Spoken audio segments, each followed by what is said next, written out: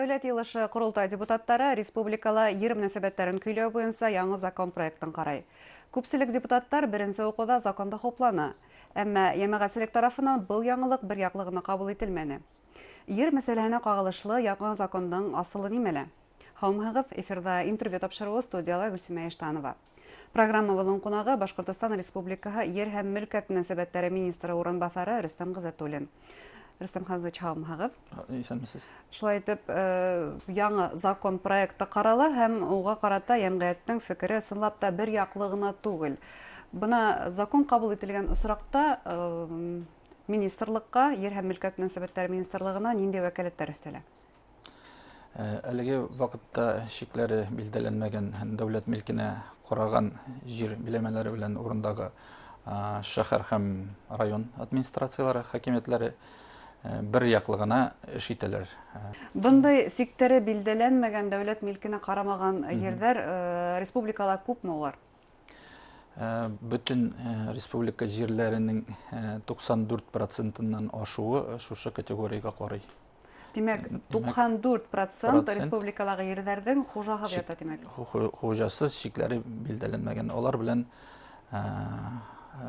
урындагы хакимиятләр эш итә. Һәм был ерләрнең тапына шундый хуҗаһыз ятуы ул нимәгә килтерде? Әлбәттә инде, әгәр дә җирнең хуҗасы юк икән, налогы да түләнмәй, контрольда тиешенчә алып барылмый. Шуның өчен инде менә министерство тарафыннан Курултайга закон проекты кертелгән иде. Ул закон проекты ике республика законына үзгәрешләр кертә. Беренче закон инде урындагы идаралык турында, икенче закон республикада булган җир мөнәсәбәтләрен җайлау турындагы законга үзгәрешләр кертә. Бу закон проектының беренче укуда кабул ителгән закон проектының төп максаты шушы җир бүлү, җир бирү рәвешен тәртипкә салу. Әлеге вакытта инде әйтеп үтүемчә урындагы администрациялар бу эшне хәл итә иде. Киләчәктә дә бу ысул дип әйтәм инде сакланачак. Әмма ләкин шушы бирүнең законга ярашлы икәнен министерство экспертиза аша үткәрәчәк. Ул әлегә саклы был муниципалитетларның ердә арендага бирү, бизнеска тапшыру буенча эшмәкәрлеге ниндидер ведомстволар тарафыннан тикшерелмәйнемени? Менә бер ел була инде, без сер итеп кенә әйтәм, министерство бу эшне алдан башлады. Димәк, закон капыл гына барлыкка килгән түгел. Закон капыл гына барлыкка килмәде. Бер ел буена әзерлек эшләре барган. Министерство тарафыннан әзерлек эшләре алып барылды. Без үзебезнең урындагы комитетлар аша җирне хуртымга бирүме, арендага тапшыруме, бүлеп бирүме, шул кагазларны дип әйтәм инде, пакет документов экспертизага министерствога безнең комитетлар җибәрә торды. 2-3 көн эчендә безнең экспертлар министерствоның шушы карарның, кабул итәчәк карарның законга ярашлы или законга каршы килә икәнен әйтеп кире җаваплар җибәрделәр. Процентларга килгәндә инде бу эшне башлаганда яртысыннан 50%-тан артык без кире кага идек. Чөнки закон, җир турындагы закон талаплары дөресенчә, тулысынча үтәлми иде. Әлегә көнгә килгәндә инде 70%-тан артык килгән карарлар дип әйтәм инде дөрес дип табыла һәм кире ризалык биреп кире кайтарыла. Әни законга тап килмәйне? Нинди пунктлары законга тап килмәйне? Мәсәлән? Мәсәлән, бу сорауга булай дип җавап бирергә була. Төп максатын фикеремне дәвам итәм. Төп максаты, законның төп максаты тагын да иң мөһиме дип уйлыйм инде урындагы үзебезнең халыклар өчен законсыз рәвештә кире кагулар, отказы. Менә әгәр дә инде инвесторма, авыл халкыма, фермерларма сорап язалар икән бу җир биләмәсе кирәк дип, урындагы хакимиятләрдән җавап килергә мөмкин бермейбіз deyip. Бермейбізнің оның бұларға тиеш төп олымнары деп айтамын де. Законға негізленген яубылыға Ненде тиеш. законның ненде пунктына ярашлы сіз бұл ғаризаны кері қоғасыз. Демәк, әле һез қараған ошо документтарда бындай законға негізленген түбәл генә яуаптар юк ине аңламса, шулай бит. Түгел жауаплар бар иде. Менә бұл ішні жойлағанда өзіміздің министрның орындағы приказы белән генә эш иттек. Чөнки министрлык орындағы хакимиятләргә буйрык бирә алмый. Шуның өчен без комитетлар ошо сорап бу документларны ала идек. Хәзер закон кабул ителгән чакта инде аларның бурычына әйләнәчәк. Орындагы хакимиятләр обязательном порядке дибез инде. Аларның бурычы булачак шушы пакет документларны карарны кабул итер алдыннан безгә экспертизага җибәрү мәҗбүри булачак. Тап закон кимәлендә карауның төп сәбәбе шула димәк. Төп сәбәбе шулай дөрес. Министрлыктың контроль функциялары нинди буласак? Закон кабул ителгән срокта. Закон кабул ителгән очракта инде беренчедән әйтеп үтүемчә без бер регламент кабул итәчәкбез республика бөтен республика территориясында. Әлеге вакытта һәрбер муниципаль берәмлек администрация, хакимият, район хакимияте, шәһәр хакимияте үзенең муниципаль хезмәт буенча регламентын имей. Регламенты бар.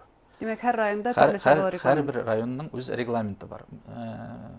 Бу регламентка урындагы хакимиятләр үзгәрешләр кертә алалар.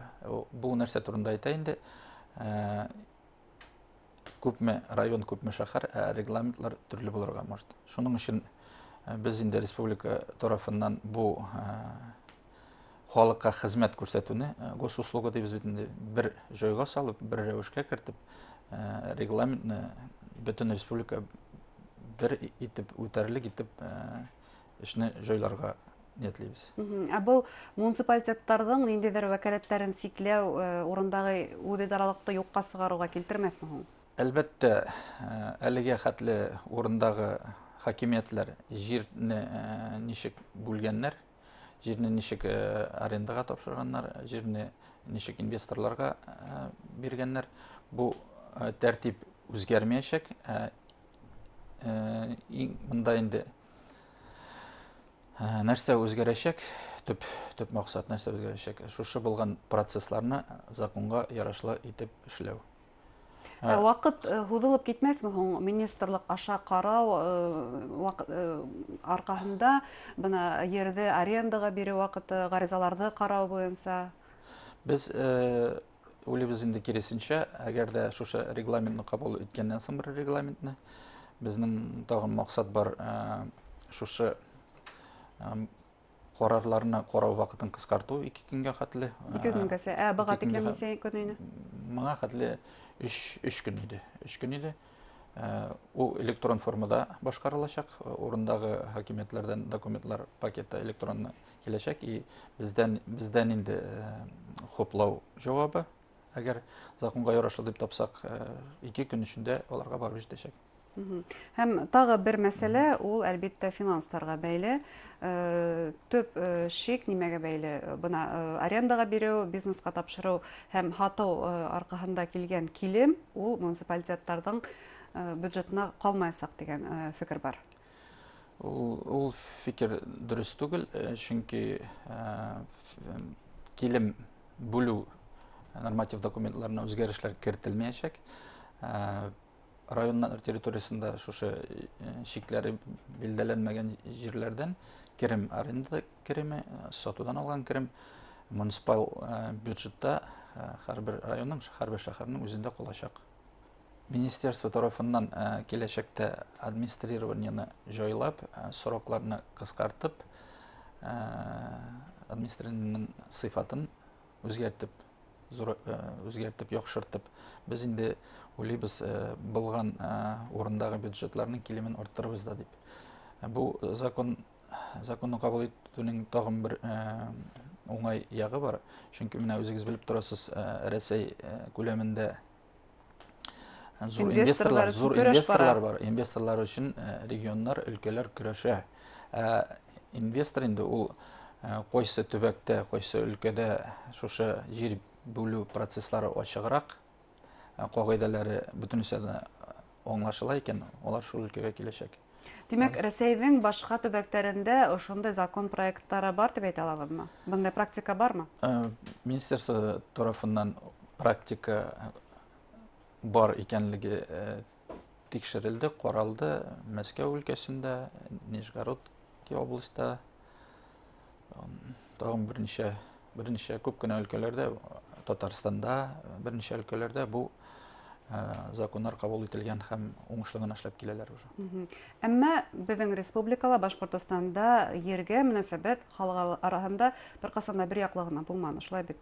Безнең халык ердән хуҗаһы итеп тоя үзен һәм үзенең хукукларын да яклай белә. Менә бу яһәттән халыктың фикере исәпкә алынырмы ул яңа закон кабул ителгән срокта? Халык үзенең фикерен әгәр дә инде районга, шәһәргә әһәмиятле булган проектларны кабул иткәндә, халык үзенең тавышы аша, публичный слушаниелар дип үзенең халык тыңлаулары аша үзенең үзләренең фикерләрен җиткерәчәкләр. Бу өлкәдә бер нәрсә дә үзгәрмәячәк.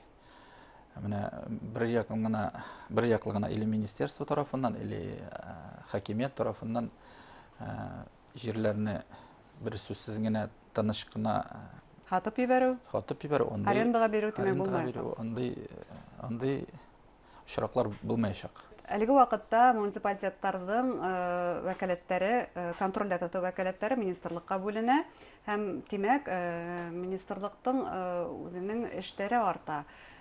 Чиновникларның эше арта тимәк.